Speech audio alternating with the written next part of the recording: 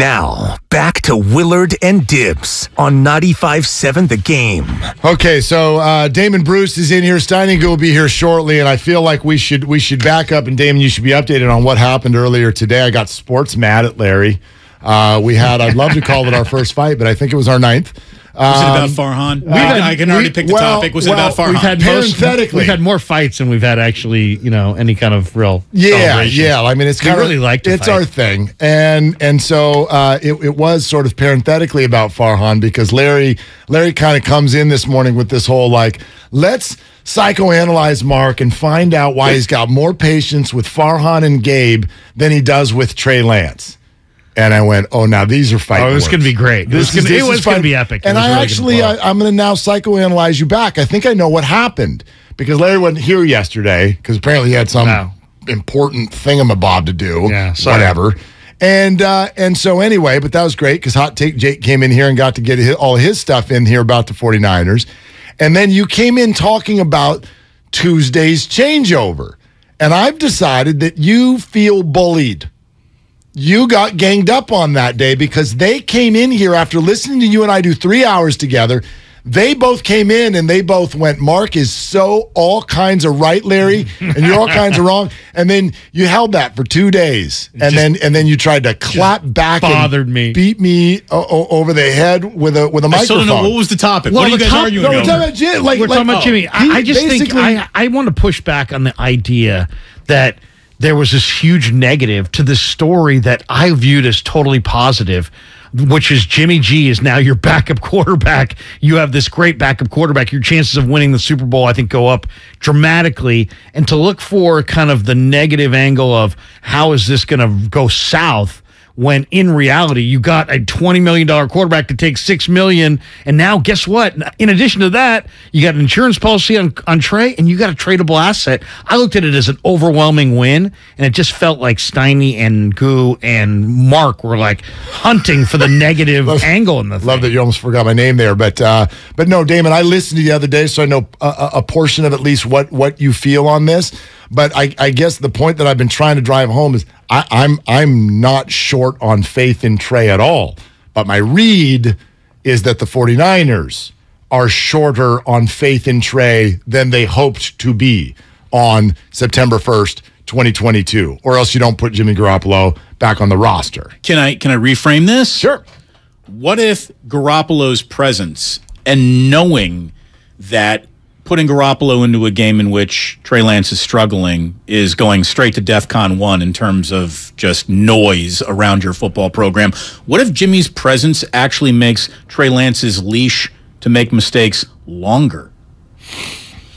Because of the desire to avoid the circus that you just described. Right. Because knowing that going to Jimmy in any circumstance that isn't a clear and evident injury is just basically taking gasoline on a quarterback's room and flipping a match onto it. The way that every single show would open with is this a referendum on Lance? Is this a reapproach of Garoppolo? Blah, blah, blah, blah, blah. I actually think they're going to be now more patient and work through the growing pains even longer than with Jimmy Garoppolo being the backup, just to avoid that. I think that Jimmy's going to be a model backup quarterback citizen too. Well, we know that. Jimmy's always the model citizen. He's a pro. He's a 100% arm over the shoulder, going over the tablet, on the sideline. I really think that Garoppolo is going to play the I'm a great teammate card so obnoxiously that we're going to get sick of it almost. And I think that I just think they got the right egos that's a good angle. Yeah, and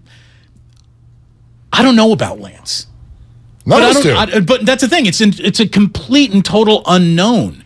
And I don't think that this team messes around with titles. I really think if they thought that Jimmy Garoppolo were the best guy for the team, he'd be opening week 1 in Chicago as QB1, and Lance would be back to QB2. The fact that there has not been a switch in their depth chart means that this team, I think that being committed to Lance as your starter and retaining Jimmy Garoppolo are two independent thoughts that are not related to each other. So here's what I'd say about that. I would hope that actually would be the way that they would handle it. I think it's pretty difficult to do that because the noise about it that we talk about that could develop is out of their control, right? So if we are all watching Trey Lance struggle if it were to go that way. But it doesn't matter. If Trey Lance struggles, they're screwed anyway, right?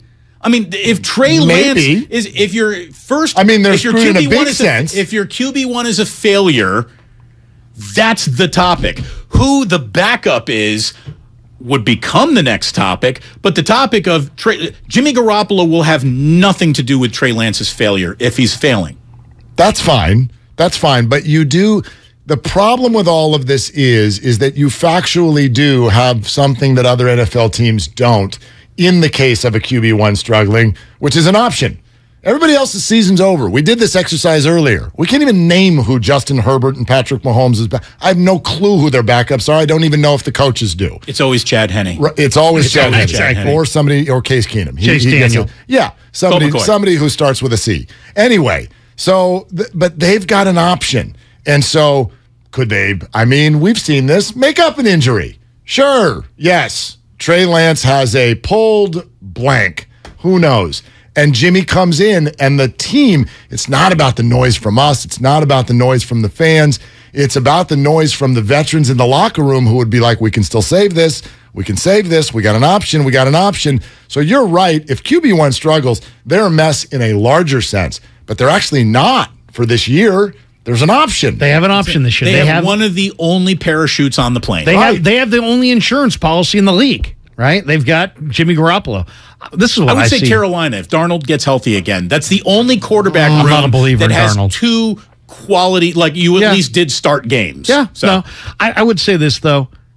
I think of Alex Smith, who became a Pro Bowl quarterback. But he was the number one pick in the 2005 draft. He became a Pro Bowler in 2013, 8 years later. So I look at Lance and I say, you know what? This guy's going to get there. He's got a lot of the same traits that Alex had. He loves the process. He's super athletic. He's a great prospect. He's going to improve. He's going to do all the work.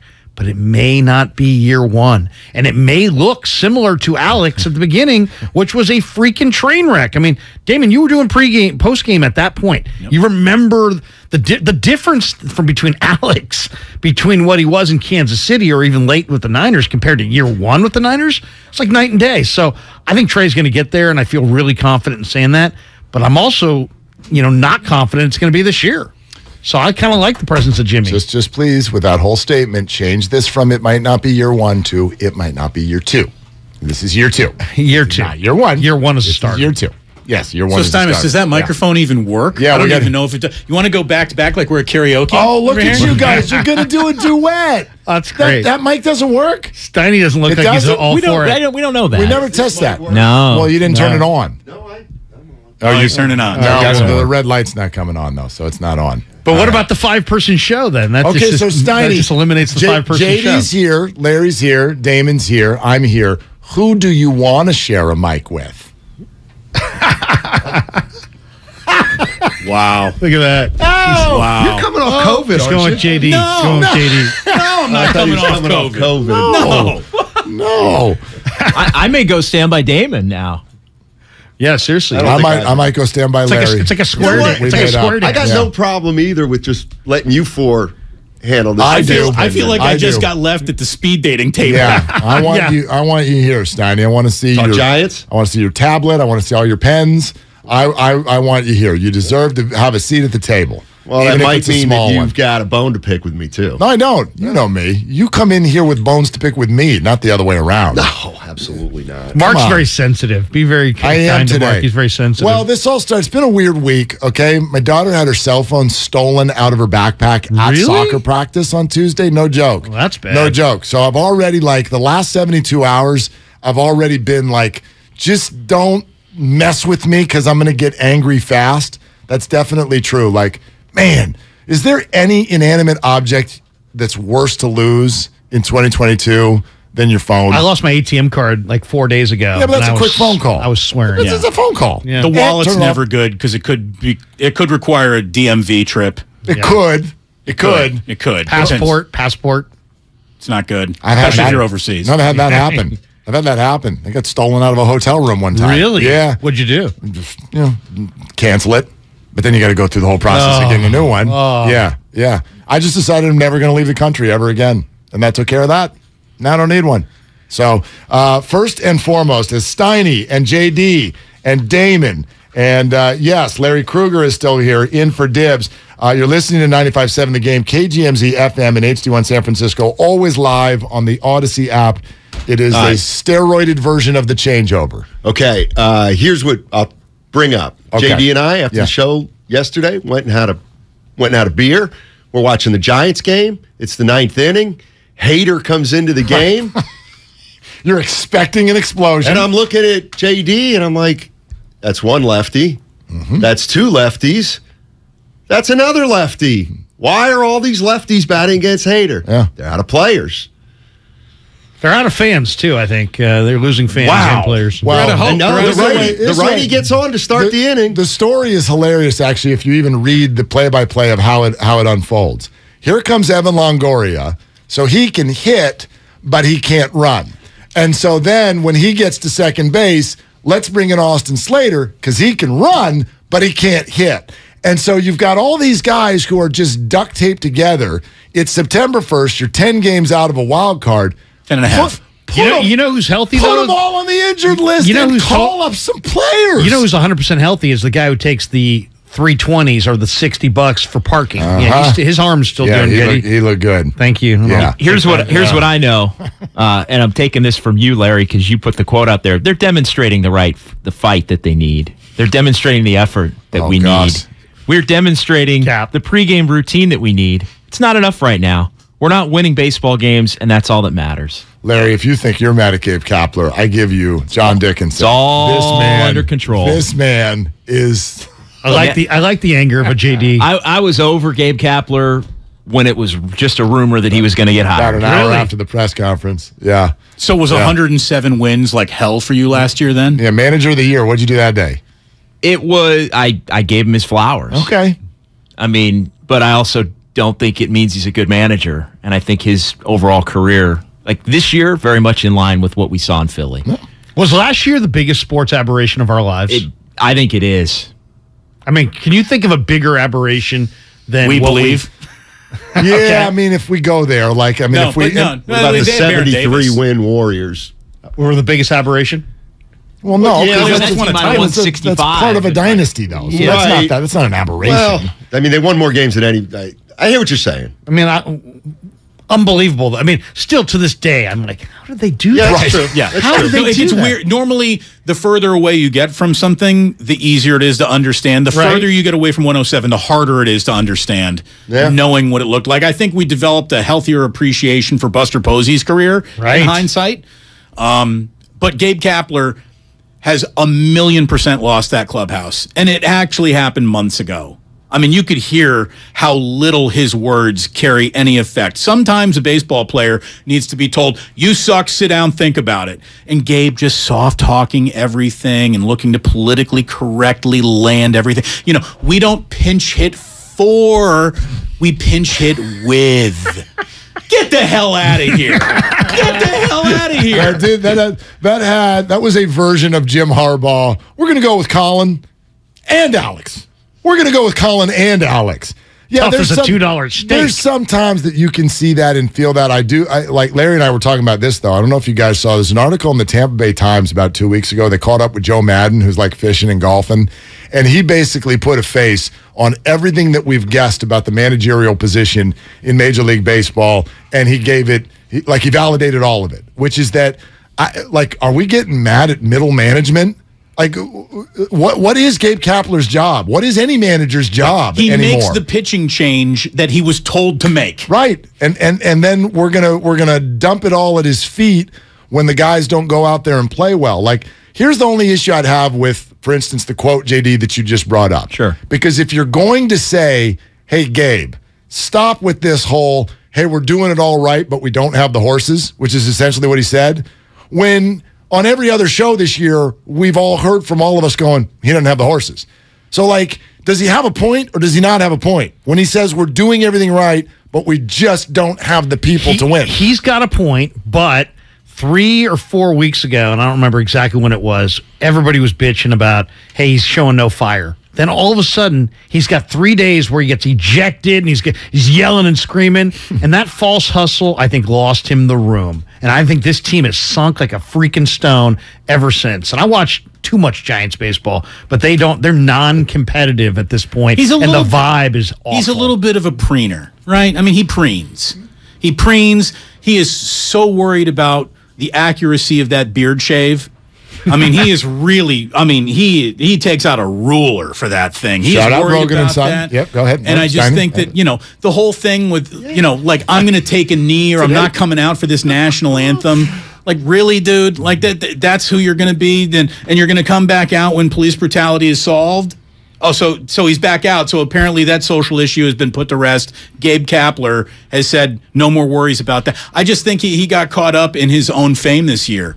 He drives into that ballpark and he sees a picture of himself outside of it, not any of his players. And I think he got caught kind of, staring at himself in the mirror, kind of douchey-like. The 107 wins has had an unfortunate taste that it's left in a lot of mouths. I'll say it that way. I think it put our expectations maybe in a bad spot, number one. And number two, I do think that Gabe Kapler, Farhan Zaidi, and Scott Harris patted themselves on the back. Well, that's it. Yeah, I mean, I think that all of them said our abacus is the MVP of this entire organization. Yeah, I do think that. And our Pythagorean theorem is our quadratic equations are more important than adding a guy like who could actually come and hit in the middle of this lineup. Okay, and also now that I'll bring this up, I bet you we'll hear it tonight or tomorrow. Has he at any point said this year, you know what, things aren't going right, but man, I got to own this, and it's my group, it's my thing, it's whatever. Own it, even if it's not your fault. These errors are on me. Yeah, just something that says, hey, you know what, man, if I'm on that team going, man, Gabe, we got to get it going because Gabe's taking bullets that should be aimed at us. He doesn't do that. I'll take that. It's like he's afraid of his own job security. I'll take the bet. Despite the fact he's the reigning manager of the year. You're not going to hear that in the next 24 hours. You don't think so? Right now, to me, he's doing what every coach who's coaching a losing team does at this point in the year. Oh, we're playing hard. I got to give credit to the guys. I mean, we are still really grinding. That's because he doesn't want anybody to think it's fractured. They're still playing hard. That's the biggest message that he will send the next month. These guys are really gamers. I mean, look, we don't have the horses, but boy, are we grinding. Trying. I know what sickens me is the way that the media asks him. Yeah, it sickens me because I'm sitting there going, what the heck? And you know what comes from Kapler? People act like it's like it's like a White House situation. I mean, the questions get asked in such a hushed tones. Like hushed tones and like, I better not emphasize. Like everybody in the rooms had their head bitten off by this guy and he's about to snap and they all feel it. And it's like, it's the culture. You can tell it's the culture of his rooms and his meetings with the media. He must have gone off on some of these people because they're also freaking sheepish about posing these questions. Wait a minute, you got a credential in grown kids? Go ask. I actually don't have a credential. I'm sure you could get one. Might be able to. I know a guy who knows a guy. Might be able to hook me up. Like go down there and ask some questions. It's interesting. I actually think it's the opposite. Like I think he's been so nice to everybody. He's nice to the players, and I've had people tell me, JD, that you can't go at his players. Sure. He just apologizes for the players, and when people are suggesting like Will Clark, they don't work hard enough, he's like, don't even go there. It's like, you will not question any of my players, but I mean, what could he's getting out of his players? He's publicly had their back. Like at times, I've listened to you two guys. Like to the point where you don't even believe it. Remember Dubon? Yeah. Like, and he publicly is like, we were like he's done that. When you're like, well, wait a minute, it'll look like you're yelling at him in the dugout. So whether neither here nor there, believe it, don't believe it, it feels like Gabe has a rule.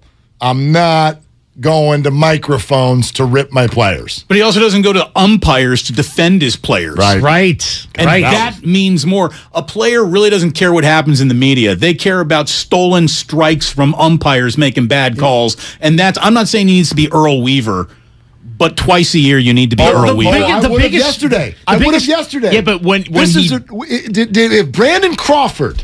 Okay? You got to go out there going Brandon nuts. Crawford comes in top 5 in MVP voting and has never yelled at anyone in his life.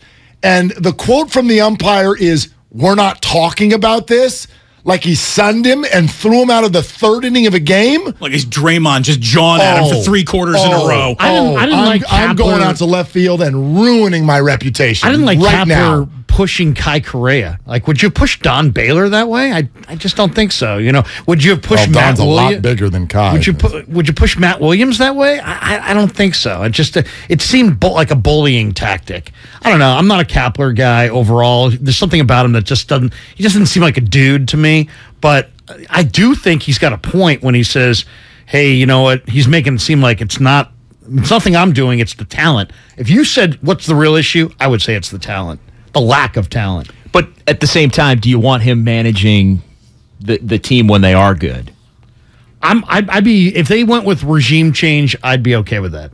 So you'd be okay with new GM, but he's the manager? No, regime change. I'm talking about goodbye. Both. Okay. Yeah. No, that's not going to happen yet. That's not going to happen.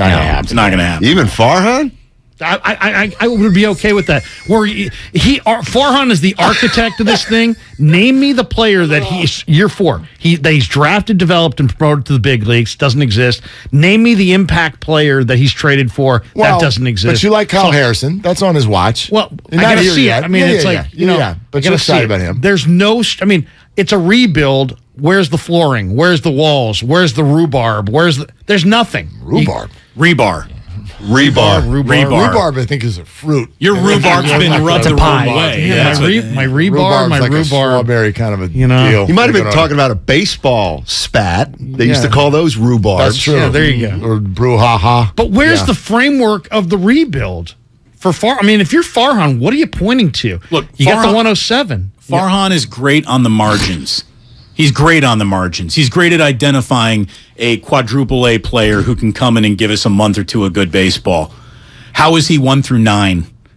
Build something. And that is, he needs, the problem isn't the guys coming off the bench. The problem is the guys starting the game. And if I hear one more time that, our starting lineup is predicated on who might come in as a relief pitcher, that's the wrong way to start a game. You need to worry about the starting pitcher and how your lineup performs against that guy, and to show you that they're so focused on what bullpen decisions could be made and what matchups lay a weight for them in any game that they are basically shut out in 3 hit in the first 5 innings against everybody. Yeah.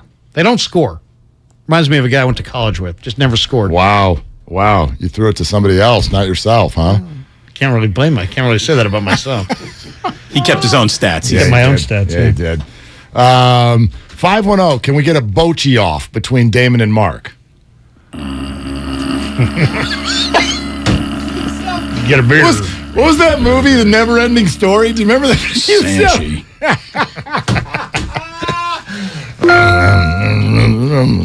Changeover. I'll tell you what. 5 guys. You know what?